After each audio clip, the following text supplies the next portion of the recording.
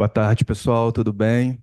É um prazer estar nesse segundo simpósio. Ano passado também eu participei de forma online e é uma honra, né? Desde quando a gente entrou aqui no Hemorrio e a gente vendo as coisas evoluindo, hoje a gente já tem transplante de medula óssea aqui, né? E é um tema extremamente, eu acho, novo para o fisioterapeuta, tá? A gente estuda muito a área de oncologia, tal, mas o transplante de medula óssea tem as suas especificidades, né? E essa palestra, ela é de um curso que eu dou com a Kelly, com a Cris, de 2 dias. Então, eu resumi em 25 minutos uma parte. Eu vou falar mais da parte clínica. A Cris vai falar da parte da fisioterapia, tá? É, Mais uma vez, Lu, obrigado pelo convite. É uma honra ter minha professora de acupuntura aqui, chefa Kelly, compacta, Cris, Laís. Viemos de carro lá de Niterói agora rindo pra caramba. Fernandinha que tá ali e os outros aqui. É uma honra estar com vocês aqui, tá bom? É, Então, já começou ali. Bom, a definição é extremamente simples, né? É o procedimento em que células do tronco hematopoéticas de algum doador são dadas a um receptor, com o intuito de repopular o sistema hematopoético ou em parte ou totalmente, tá?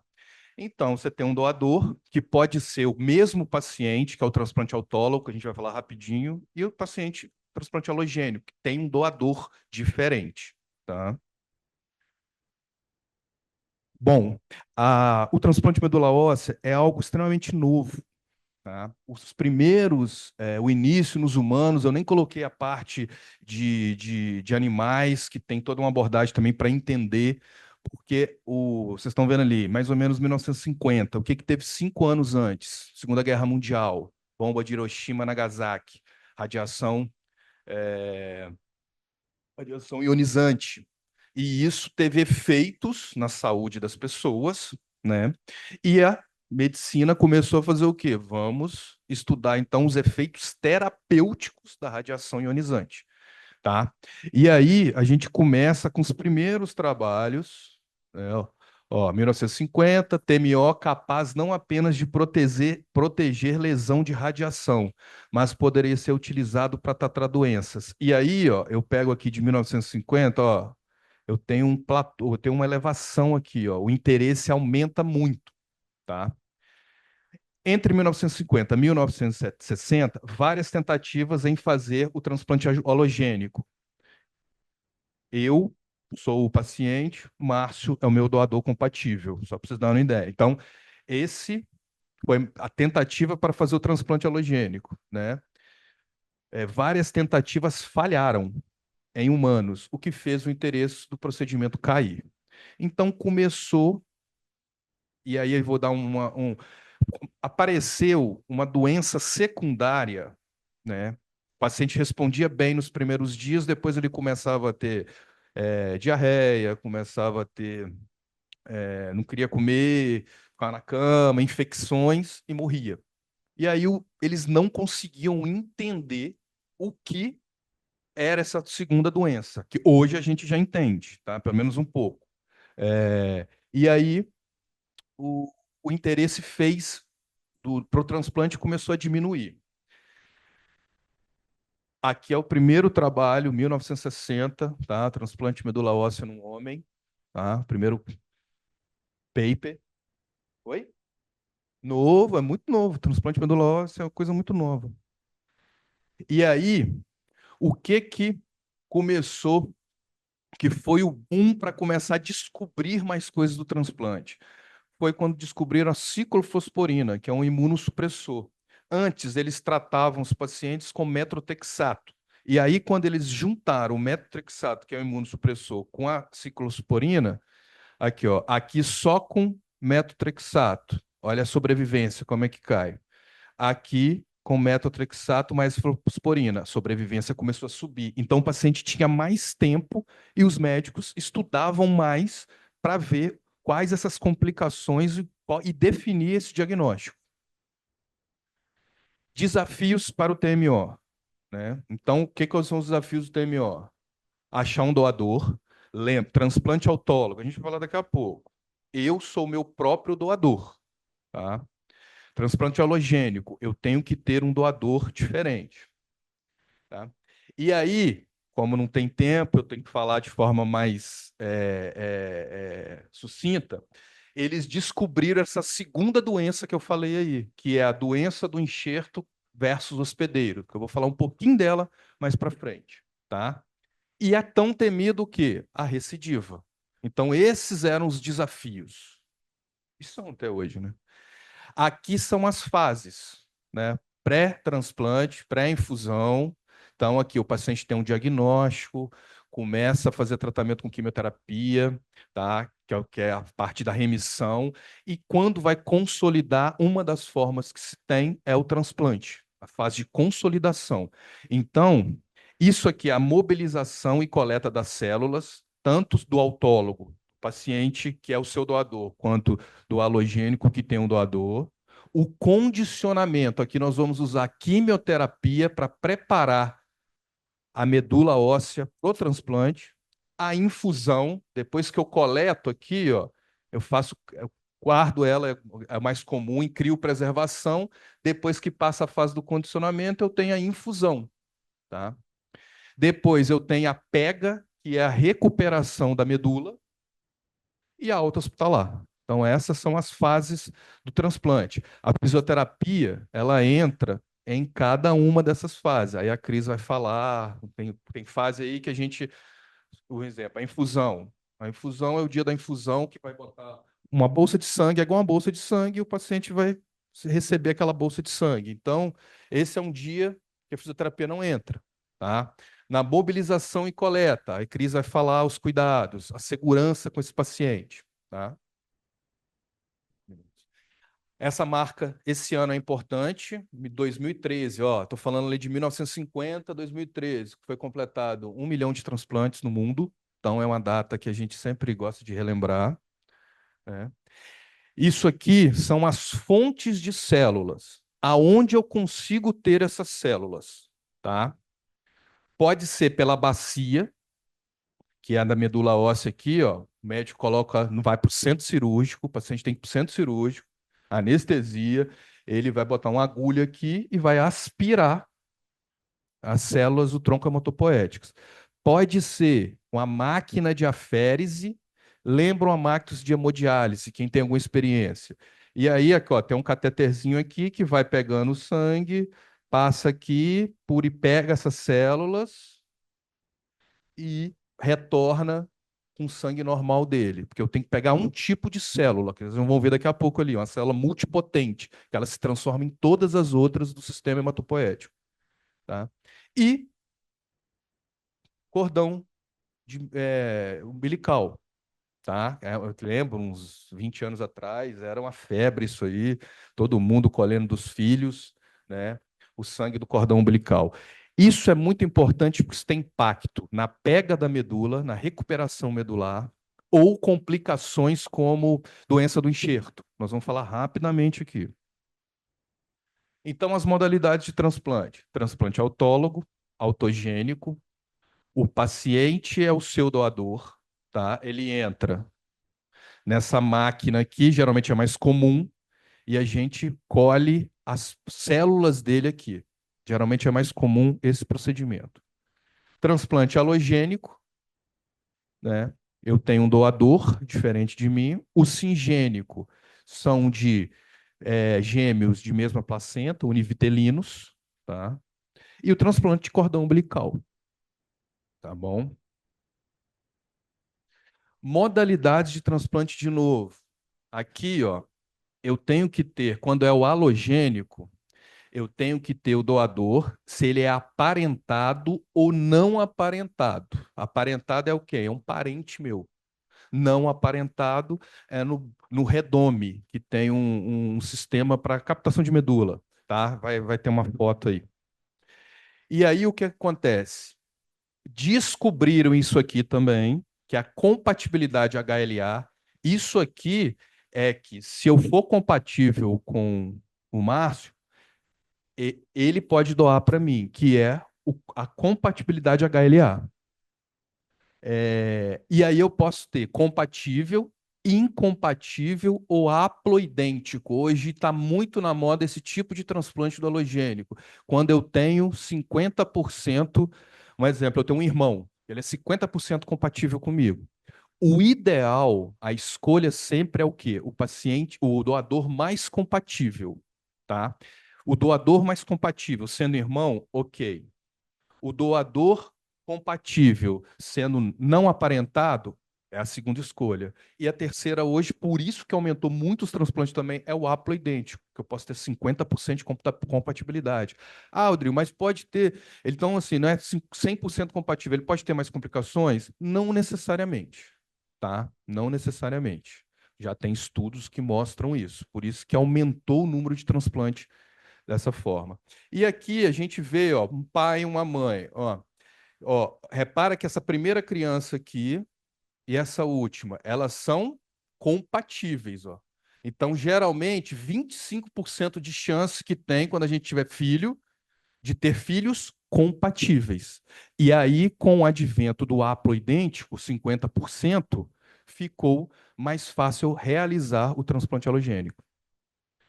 Sistema HLA é um sistema de antígenos leucocitário humano, é o principal complexo histocompatibilidade em seres humanos. É uma parte importante do sistema imunológico e é controlado por genes localizados no cromossoma 6.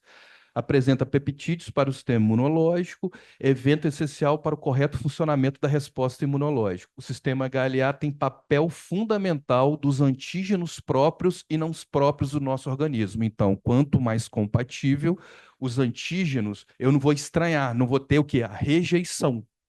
Tá? Quantos aqui já fizeram seu registro nacional de doadores de medula óssea? Aí, ó.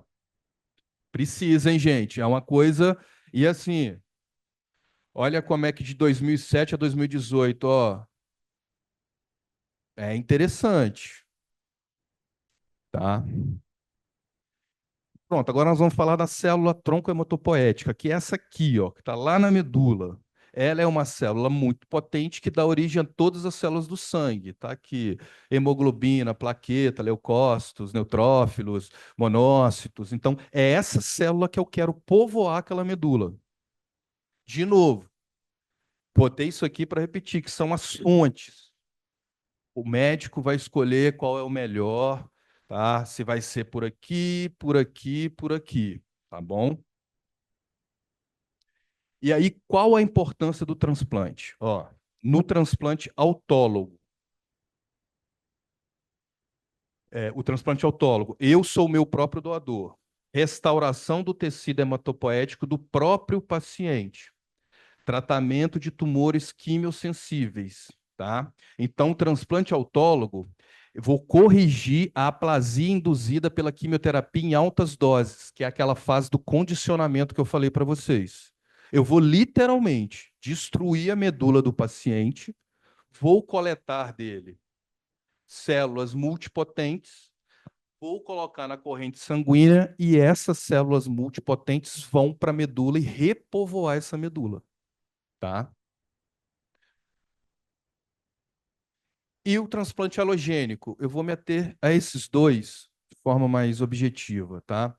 O desenvolvimento do aloreatividade, tá? Contra a doença maligna. Aqui, ó, no halogênico, eu não quero destruir a medula do paciente. Tanto que eu vou fazer um condicionamento, que a gente fala o nome, a quimioterapia com intensidade reduzida. O que que é isso? Eu não vou destruir a medula.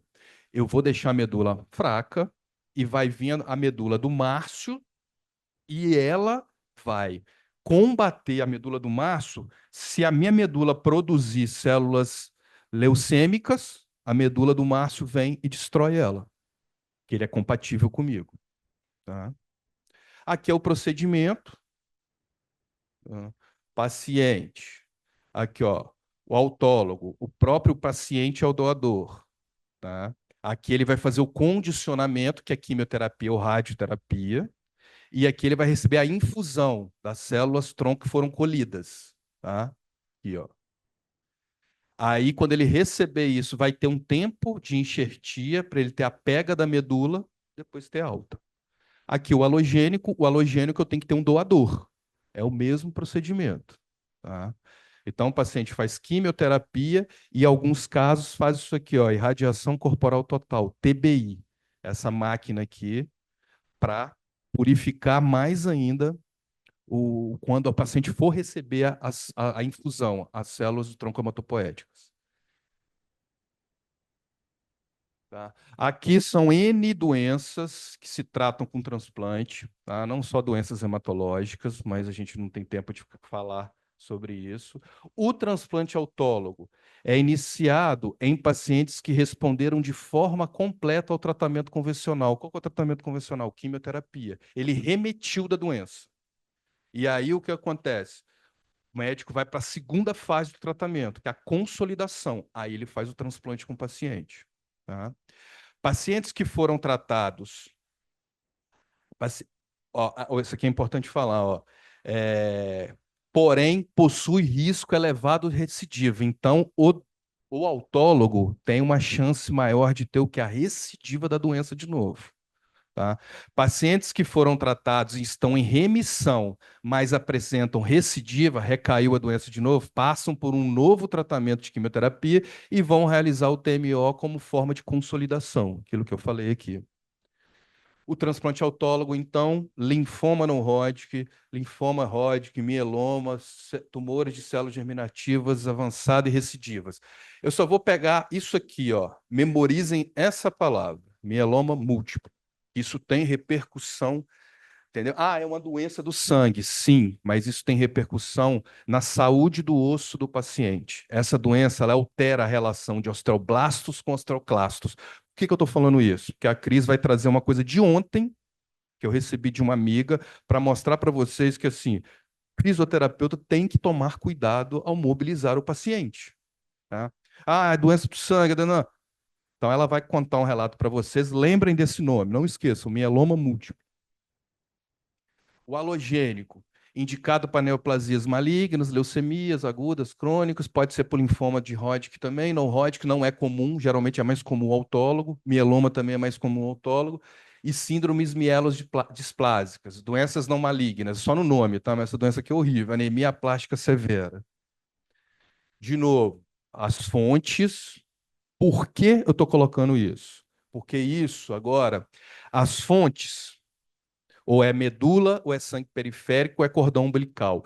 Tem impacto na recuperação neutrofílica mais rápida.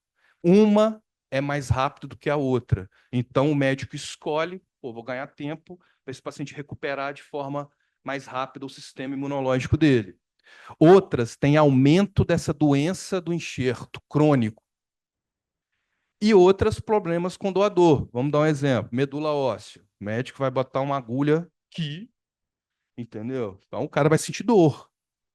Lá no CHN, de vez em quando a gente tinha que atender o doador também. Por dor no quadril, dificuldade para andar após o procedimento. E aqui, ó, enxertia. Quando eu falo enxertia, é tempo de pega da medula, recuperação medular. A mais rápida é o sangue periférico, depois vem a medula óssea, aqui é dias e recuperação neutrofílica. E depois vem o sangue de cordão umbilical. Então, isso aqui tem implicância o quê? No tratamento do paciente, na continuação do tratamento do paciente, pós a infusão das células, aquela fase, tá? Outra coisa também, a gente tem DEC crônico, tá? Essa doença, ela pode se atuar mais, probabilidade de DEC em sangue periférico ou medula óssea. O sangue periférico, ele pode ter mais probabilidade de DEC crônico. Então, o hematologista, ele vai olhar o quê? Entendeu? Tem certa zoar, não. Eu não quero. Esse paciente ele pode ter recuperação neutrofílica mais rápida com sangue periférico, mas também ele pode ter doença do enxerto crônica que vai comprometer a vida dele. Então, é toda uma análise segmentada do médico, junto com a equipe multidisciplinar, para ver isso. Pré-condicionamento.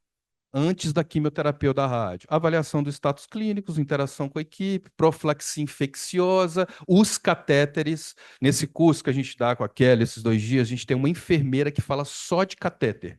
Porque a gente tem a realidade na unidade de transplante, muitas das vezes o paciente ele fica assim, ó, com o ombro.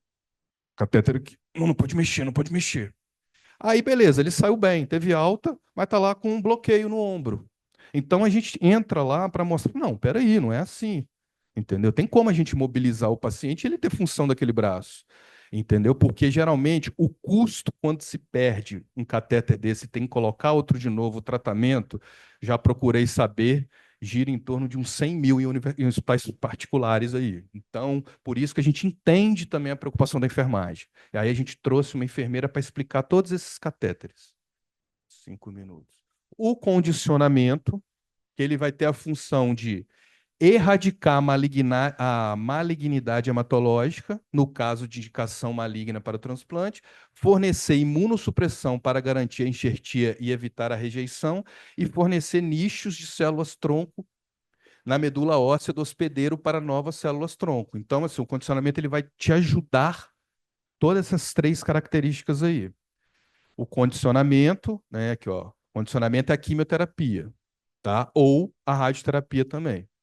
Outra coisa importante, quando é halogênico, não, eu vou falar isso daqui a pouco. O condicionamento, ele tem essas 3 formas aqui de usar a quimioterapia. Mieloablativa vai destruir a medula e vai repovoar de novo. Condicionamento de intensidade reduzida, não. Eu vou deixar aquela medula mais fraca e a medula do doador que eu receber vai combater as células leucêmicas. E o não mieloablativo, tá? Isso aqui geralmente a gente usa só TBI, radioterapia mesmo, em casos mais graves, paliação, tá? Aqui, ó, é, o mieloablativo, ó, a pancitopenia, queda da hemoglobina, do hematócrito, do plaqueta, dos leucócitos, ó, mieloablativo vai de longo a irreversível. Intensidade reduzida, curto a longo. E o não mieloablativo não tem pancitopenia. E a pancitopenia, o paciente fica mais o quê? Fraco, né? Por isso a importância, a Cris vai falar, da fisioterapia. E aí, o que que é o problema dessa doença do enxerto? Então, quando todo paciente que vai fazer transplante alogênico tem que fazer a profilaxia da DEC, que vai ser usado corticóide, imunossupressor. Por quê? Vocês estão vendo aqui, ó. Aqui é a célula leucêmica. Aqui é o efeito, a célula que o Márcio me deu. Ela está aqui, ó. Vai. A célula está aqui, ó. Que o Márcio me deu. Então ela vai combater o quê? Ó? A leucemia. E a minha célula, ela continua produzindo isso aqui. Só que o que que acontece na fisiopatologia? As células do Márcio começam a atacar minha pele, meu estômago, os neutrófilos, então começa a ficar com muito imunossuprimido, não tenho defesa, o fígado, e isso vai comprometendo o paciente como um todo, tá? Então tem que ter a profilaxia da DEC. Então, ó, a profilaxia da DEC ela é importante porque a DEC é uma causa importante de morbidade e mortalidade no transplante alogênico. Sem a profilaxia, a incidência da DEC pode variar de 70% a 100%. A profilaxia da DEC tem como foco principal a imunossupressão das células doador, não atacar minhas células do estômago, minhas células do fígado, minhas células da pele, tá?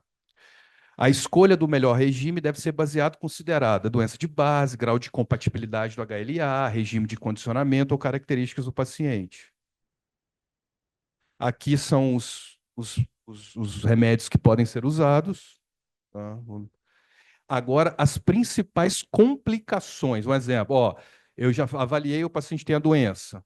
Depois o paciente tem ele faz a mobilização das células, depois ele faz o condicionamento, depois ele faz a infusão das células. Agora ele vai estar na fase de aplasia, que a gente chama, que pode ter as complicações agudas.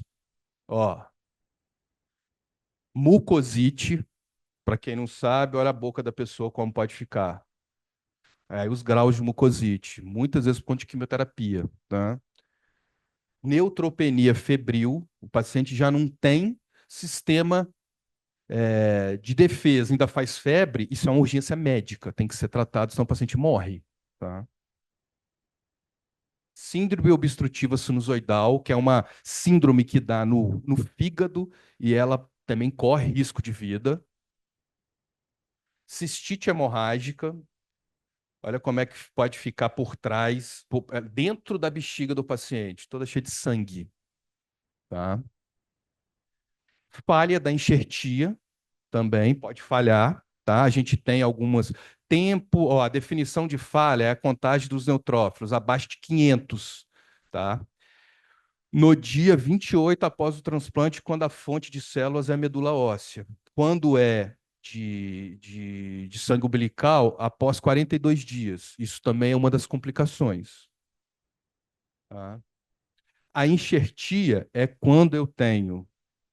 Ó, a pega acontece quando a taxa de plaqueta alcança 20.000, sem necessidade de transfusão por 7 dias seguidos, quanto os leucócitos ficam acima de 500 por 3 dias. Aí, todo dia o paciente tem hemograma para o médico ver. Tá? E para a gente é importante isso. Por quê? Lá no CHN, lá tem filtro EPA. Filtro EPA tanto no corredor quanto no quarto, para filtrar o ar que vem. Tá? Então, assim, quando o paciente está nessa fase que ele não recuperou ainda, a gente não tira ele do quarto. Por quê? Imagina, passa uma pessoa, está com uma gripe, a pessoa passa ali. Isso pode ser fatal para o paciente.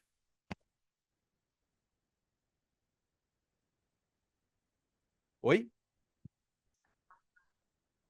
Ele sai do quarto depois que ele tem a recuperação, a pega da medula. Tá? E a pega da medula é isso aqui, ó. A gente, do leucograma, a gente vai ver dois que são importantes, que é o bastão e os segmentados, que é os neutrófilos que tem mais no sangue. Então, ele é o primeiro a se recuperar. Tô acabando. Né? Então, assim, ó, olha só quanto tá o bastão desse paciente aqui, ó, 3.795. Qual o limite de corte que eu falei? 500. Então, ele recuperou a medula, tá? Aqui, ó, mostra a reconstituição após o transplante, ó, esse amarelo aqui são os neutrófilos, bastões segmentados, ó, é o primeiro que sobe.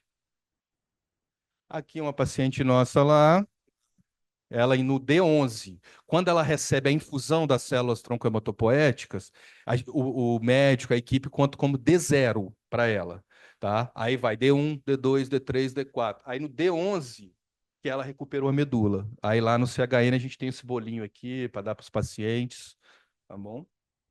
E para fechar, alta hospitalar. Quando o paciente vai ter alta?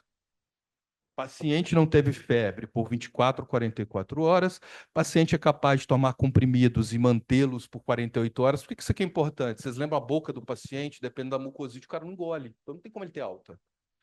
Náuseas, vômitos, diarreia, tudo é feito de quimioterapia, do transplante também, controlados com medicamento. Ser capaz de comer e beber líquido suficiente, ter níveis seguros de contagem de células de sangue, plaqueta acima de 20.000, leucócito por 3 dias acima de 500. E ter alguém para ajudá-lo em casa. Tá? Qualquer dúvida, querem saber mais sobre isso, meu zap ali, meu Instagram, fiquem à vontade aí, podem perguntar o que quiserem.